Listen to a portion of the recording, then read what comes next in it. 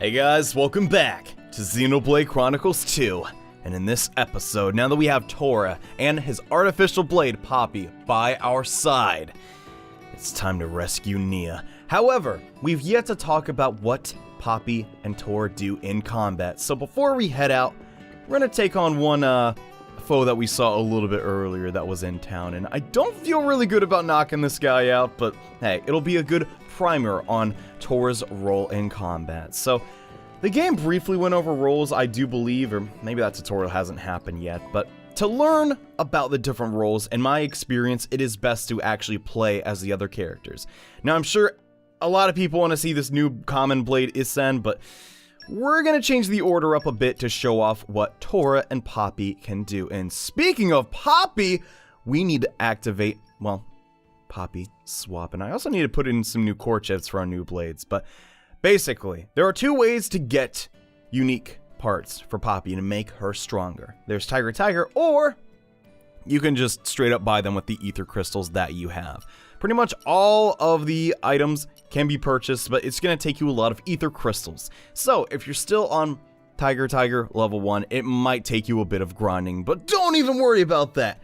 Once you progress farther in the story, you can select more levels, so don't worry about it if your Tiger skills are not up to snuff. But first thing we're gonna do, spend some ether crystals, max out that output. Yeah, there we go. Now we can equip more crap, and crap I shall equipped. Basically, yeah, we want to put some of these parts in to make Poppy stronger, and I definitely want to put in special level 1 plus 3. I don't know what stinking god I prayed to get this lucky, but this early on is super strong, but it's gonna take up a lot of energy or memory in Poppy's system, so we're almost capped out. But that's okay, because we don't really have any more like of these we can purchase. If we look at this one, 6,000 ether crystals. I ain't that rich, yo, so for right now, this is absolutely perfect. And then if we head over to Tora, we can actually check out his arts. So Tora is a tank character, and in Xenoblade games, traditionally, tanks start out super strong, and they're pretty much good for the late game. But their damage output is not the best. But early on, their damage output is fantastic. So we have Steady Drill, Big, Boost, and Spinning Cutter. The blade, or the art, I want to focus on right now is Spinning Cutter, because this is going to draw aggro to Tora and basically make him do his job better. But, as far as accessories go, man, I really should start doing this off screen, but I really should give him the Abyssal Vest, because if you guys have never played like an MMO before, tanks traditionally want to survive the longest, so the whole party system can work to the fullest effect. And giving him high HP is, well, pretty beneficial. And speaking of HP, let's keep that going and give him the placebo effect. Time for a break. Yeah. We could also give him like a spongy bod, but basically every time he picks up an HP potion, now he's going to heal for more, which is very important, because just because you have a big HP pool doesn't mean the HP pool is going to survive till the end of time. But anyways, yeah, let's play a stinking Tora. I'm a big fan of Nopon, okay, just throwing that out there. And Tora's a pretty great one, all things considered. I know his closet might have made you think a little lesser of him.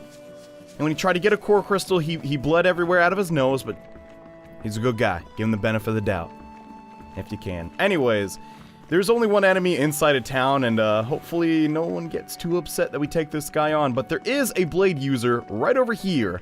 Unfortunately, this guy is a little bit scary, so before we do anything else, let's buy some chips for our blades. I have enough money to buy both for Tora and Isen, but in case you don't, definitely make sure Tora is taken care of first. And yet again, we're just going to purchase the wing chips here. No reason really not to. I mean, chips are pretty much universal, so you can use them on basically any blade, excluding a few. But for right now, the ones you can buy from stores work with everybody, so there's really no downside if you got the cash to blow. And now that we got that, I mean, our accessory's not looking bad. So I think we can do this. Crud. I mean, he's level 8 and there's 2 of us. Yeah, we should be fine. I'm 100% sure of it. So let's start the battle. Now, when in battle, you always want to get the initiative if you have a tank character. Now, you're going to see this red circle beneath Tora. That is who has aggro. And man, I love this theme so much. It's so stinking cool. But basically, we're letting Rex, just go absolutely crazy with the aggro. And Tora is taking all of this damage. Now, before I did say all attacks in Xenoblade are AoE. That is true, but at the same time, oh, that's not good.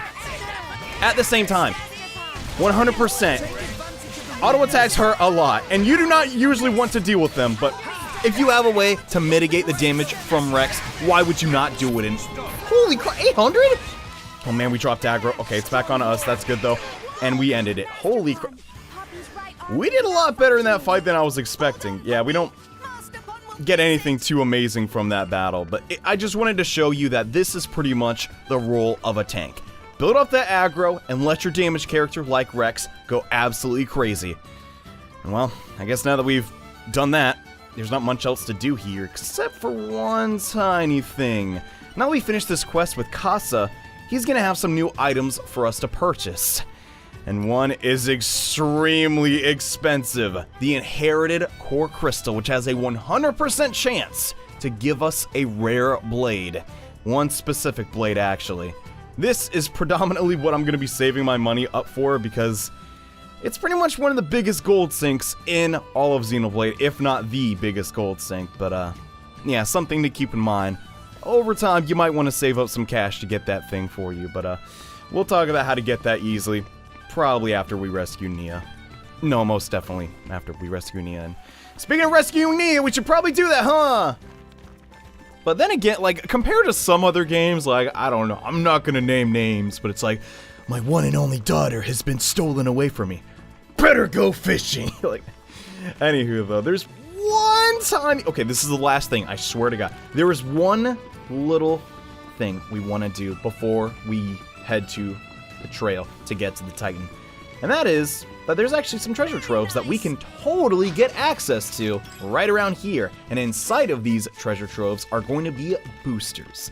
So, I did mention it was a 100% chance of RNG to get a rare blade, but you can still sort of lean the statistics of getting the blade you want with these boosters. And also, you might recognize this area. This is where that one guy was at, and Nia technically was at a long time ago, but yeah, not mandatory at all, and you can still get fantastic blades without these boosters, but it sort of leans the personality and the trait that you want to get out of a blade. But yeah, just thought I'd point those out to you. Now that is officially taken care of, here is Garagorm's Arch.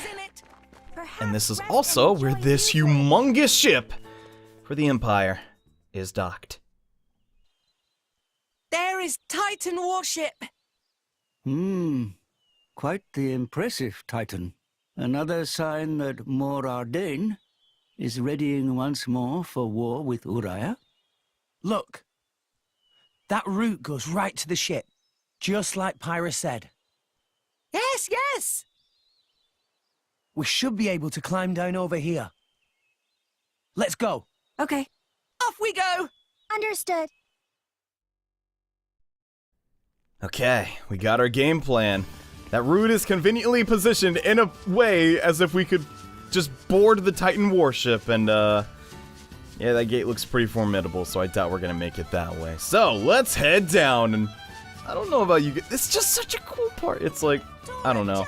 There's nothing like directly saying, oh, just the way you go, don't be an idiot. It's just like, dang, you can find the path yourself, and I don't know, I like stuff like that in games. I do understand that, you know, especially for, oh my gosh, I almost died. That would have been scary. I understand that in some games like this, you know, things need to be a little more concise and like, alright, just the way you go, you silly. But like, I do like it when games don't handhold too much. And I know that's a common complaint out of people that play role-playing games. Or at least like in my friend group. And yes, Tora climbs like that. It's very adorable, but we don't need to climb all that much. But I do think Xenoblade, out of like a lot of games I play, like if you really do pay attention to all of the Tora, shut up!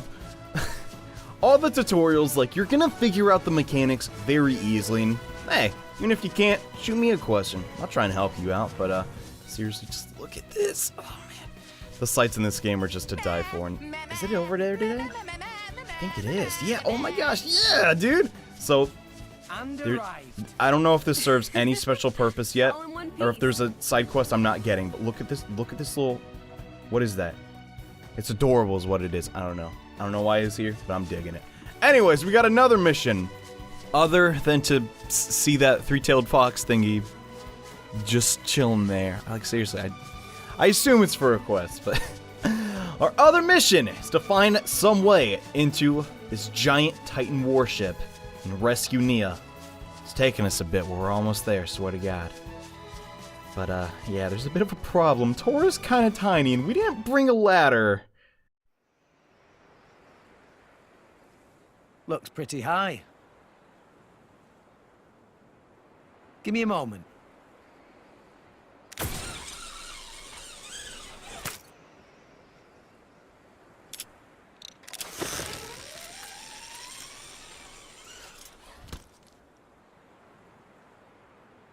Pirate, you first. I'll pull you up, so hold tight.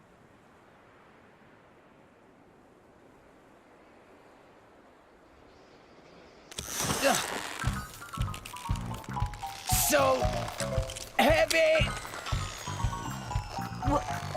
What did you say? Yow! Now, look here, Rex. You can't just go and call a lady heavy. Oh, Rex, a little tactless. Sorry about that. I guess I was just surprised. No, it's not your fault. She heavier than Tora for sure. But that just means Pyra grown to impressive height. It is good thing. Pyra should be proud.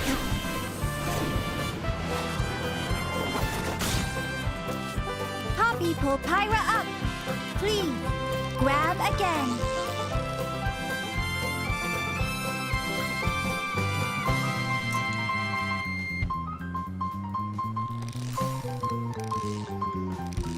Nice, Poppy.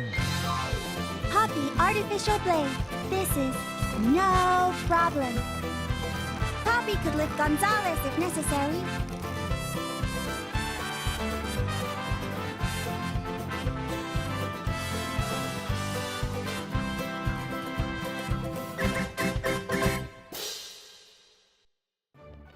Well, that's, one way to get on the ship, I guess. But here we go. The Titan warship is, in my opinion, where the game truly starts its dungeon combat. I mean, Xenoblade's had great dungeons before, but man. This first room even is like, alright. Yeah, I hope y'all been paying attention, because I'm gonna kick your butt if you ain't. So, there's actually 3 sea creatures in the Cloud Tank chamber. And, yeah, they hurt like heck. So, as always, we gotta throw the rock and pull them back. So, let's initiate the battle. I'm still gonna play as Tora a little bit more because there's a couple of things that Tora can do in combination with our new blade that I didn't even know about. The first of which I want to talk about is this big boost skill. It induces a topple effect. This, in combination with the break skill, is how you can be doing a lot of damage. And also, come on, Tora fights with the giant drill, dude. Like, I love that crap, and he also has a very cool special. He is a rock attribute, which means the attack is going to be a little bit different, and our special combos actually can go down a different route than when we do them with Nia, so that's something else to keep in mind, but, yeah, there's the other guys. Oh, crud. I think I need to, like, make sure my, like, setup's right. Yeah, for these specific enemies, I really want to use Rex here to make sure the positional attacks are done correctly, because if we screw this up, we might actually have our first game over, but you don't really game over in this game, but you know what I mean. So we're a fair distance away from that other enemy, and I think we can do this. So Tora, you really gotta get aggro, buddy. There we go. Okay, so now Rex is free to be in any position that he wants, and hopefully we can get our back attack off as I adjust the camera. Hopefully this attack will connect. Is it? Ah, we didn't get the positional. I wasn't actually in the right position, but that's fine. This double spinning edge should do a ton. And then, I think if we get level 2... Nah, this battle's not even gonna last that long. We might as well just use our specials right away. There's no reason not to. I didn't cancel that one properly, but yeah, between Pyra and Poppy, these guys don't stand a chance. And ooh, wolf shoes. Crud, I don't actually know what that item does, but yeah, the last one, not tough at all. And if you can clear out these enemies, you can do this entire mini dungeon. Like, nothing here is that hard. But now I want to talk about switching blades. Now, Rex currently has 2 different blades. He has Isen and Pyra, but at the start of a battle, you cannot freely switch to either. You have to build up to that. But once you do, all of the arts for the other blade will be built up. So that's something to take into consideration. Unfortunately, yeah, oh my gosh. I'm kind of knocking these guys out. I can't even showcase what I'm trying to talk about, but I'm sure it'll come and play a little bit later. And poor Nia, dude. We've done just about everything but work towards rescuing her. But then again, I mean, we are taking on the Empire. We had to make sure we were strong enough, but, it's kind of a shame that Tora's the one to use Poppy's blade. Like, think about it. She actually has super strength. If she just fought by herself, she'd arguably be stronger, but Tora's the mascot character. He's cool. Where's Gramps the mascot character? Really makes you think. Anywho, these soldiers are back that really don't want you to forget them.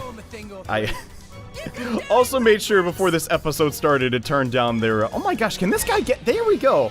My goodness, he's like, huh? Now that 25% of my entire HP is gone, I'm gonna turn around? But no, they talk a lot. I try to lower in editing and make sure they're not saying it all the time, basically, but yeah.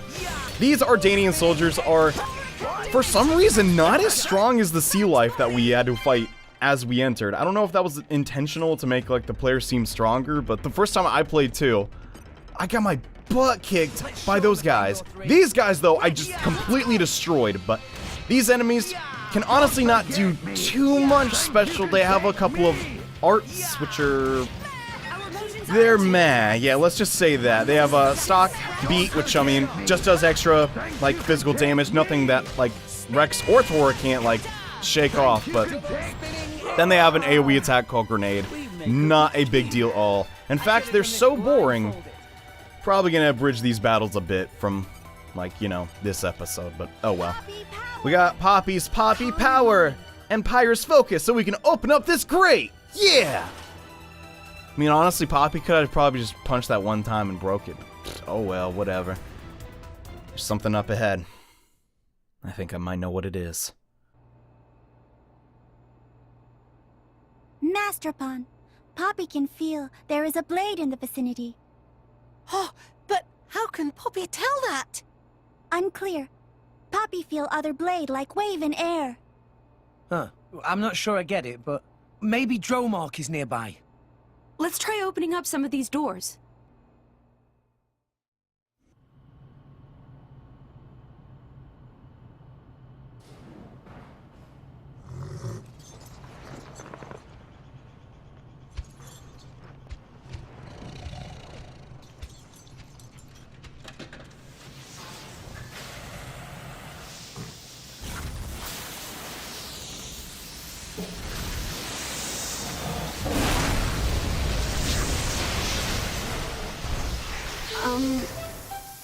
I didn't hurt anyone, did I? Everyone check your eyebrows. I'm sorry. It's hard to judge the power sometimes. Pyra, Rex, Dromark, it's good to see you alive. It very good! See, Master Pawn? There was a blade here. Master Titan, and forgive me, but who are they?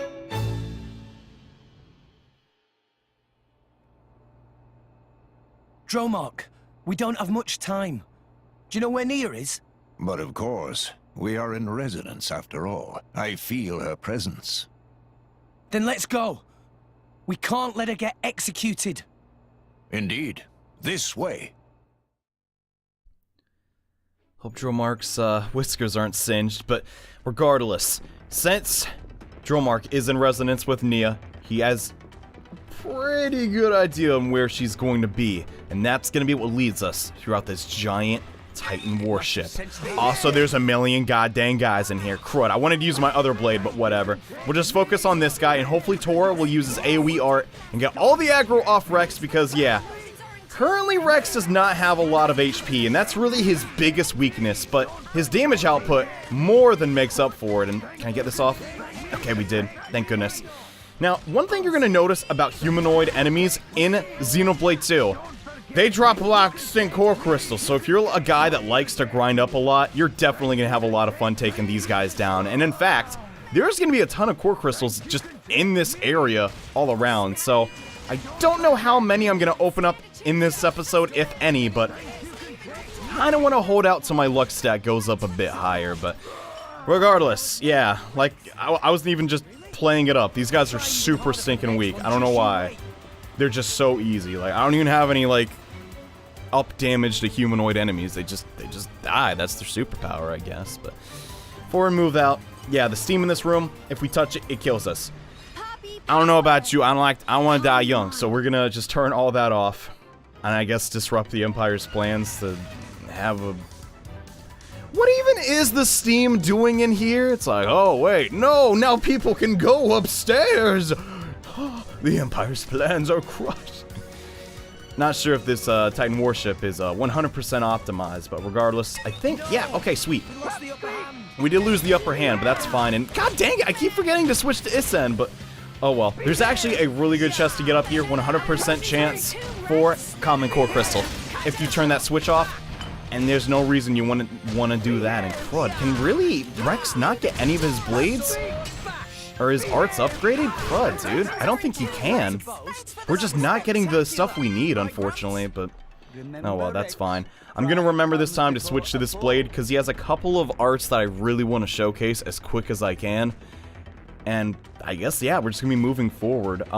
This little segment is actually pretty fun. Like, I don't know about you guys, I really like it. But there's the core crystal I promised. We also got an ether core, or an ox core, I guess. Gonna probably check that out. I'm not too sure what the helping hand skill does right away. I only know so much off the top of my head. I try to be as, like, transparent in these videos as I can. I've only been playing the game for about a week, so I don't know absolutely everything about it. But, as you'll see, this lance looks a lot different because we put in a chip. And the arts are pretty stinking good. Stronghorn, the higher the HP of the opponent, the more damage it does. So we can do this and it'll get the positional effect. Yeah, it just did 400 damage from one art. Pretty darn strong. I mean, there's obviously going to be stronger arts, but all around, I lucked out. Sure, you probably want to use a healer as your secondary if you're not too experienced with the game, because just a heads up, having a balanced team comp is pretty much always a good idea in this game. And holy crap. Yeah, 450 damage. Okay, that is really nice. And these guys don't even have elemental weakness against water. Ooh, I'm excited. But yeah, the plan now is to somehow get past this door, and to do that, we sort of need to inch our way across the mess hall. Don't ignore me. I'm just looking for some flapjacks. God, what is up with me and food today? Goodness, but there's a chest in here. I'm not gonna bother fighting any of the guys. You're more than free to if you'd like to, but I'm gonna take some time just to like grind up some levels in between episodes, so you don't really have to. And oh crap, that's not good. That's the guy you want to look out for. He's level 12 and he has a tendency to call for more allies. What can I get you, sir? Do you want some hot carrots or potatoes? Nope. Okay. Thanks for serving the Empire. I'm a peace out, yo. Haha. Holy crap, that was close. Okay. Hot potatoes, dude. Anywho, there's actually a new enemy type we can take on in here. This is a beast. There's a lot of beast blades in Xenoblade. I know I'm saying blade a lot, but it's kind of a big deal. But these specific enemies, like as you saw that one time when we were walking to that island, they have a tendency to call for other beasts, so that's one thing you have to be careful of. And holy crud, that did not do a lot. Alright, we need to get over here. We're gonna use heavy hitter to reduce our aggro, which, if you do an absolute ton of damage, is actually very, very handy, especially for Rex. And oh my, we got the break effect. Okay, yeah, he can topple. Okay, sweet. So I overlooked this a bit because I forgot that I had a effect that induced break. But another big thing to focus on in Xenoblade Chronicles is the break topple combo. Now currently, that's our only way to do it, but if you can get it off very quickly in battles, the enemy just can't do crap, and it really, really sucks for them. So that's one thing we're going to be definitely going over in the future. Oh, we got a chip. Bronze chip. That isn't necessarily an upgrade, but hey, it's nice to have. I'll definitely take that. And I think we got a new accessory. Also, there's still one guy just chilling in here. He did not notice any of us. Real fast, though, can we upgrade any of our arts? We should be able to... Okay, sweet. We can get, Sword Bash. I'm definitely going to focus on that first, because the damage output can be crazy. Is there anything we get for Isen? No. We really don't have a lot of weapon points on him right now, but, there is that accessory I wanted to check out. We probably need to give, Tora some food, too. We'll give that. Why not? That's some... Poppy can smell such delicious Poppy scent. likes it, you know. That'll help him out, do his tank roll and all that stuff, but, I think this accessory might boost... It does! Oh my gosh, we got so lucky, so... I'm definitely gonna equip that when I need to, awaken some blades, but dang, gosh. My luck with this playthrough is pretty admirable, and how did you not fight? Whatever, we're just moving on. Drillmark says Nia's down this way, so let's go. No doubt about it. That's the place. Who are you people? They're the terrorist friends. We are her friends, but I won't let you call her a terrorist.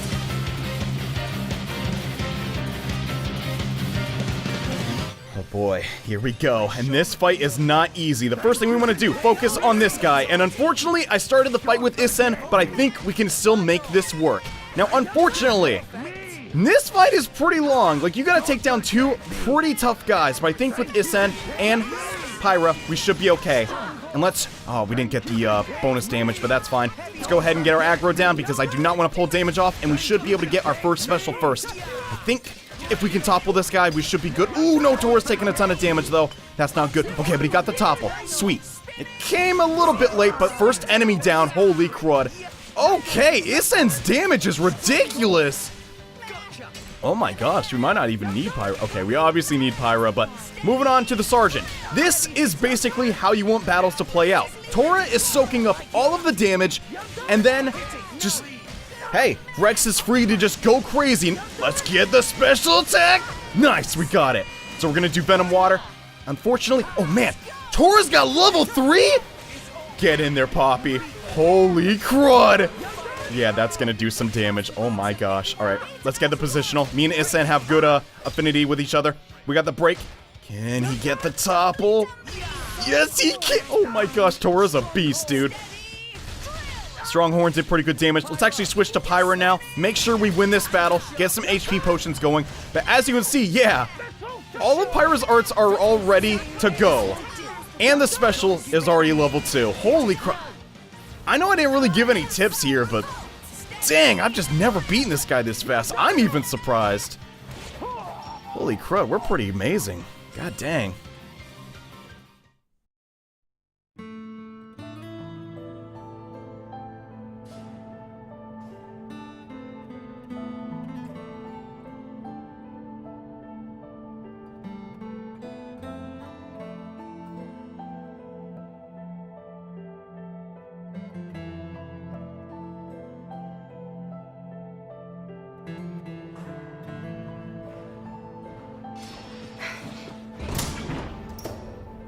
Jin? You alright, Nia? Rex? You... My lady, apologies for my late arrival. Don't mention it. I didn't think anyone was coming at all. As if we'd leave you. Always help those who help you. That's the second rule of the Salvage's Code. Well, that's you all over, ain't it?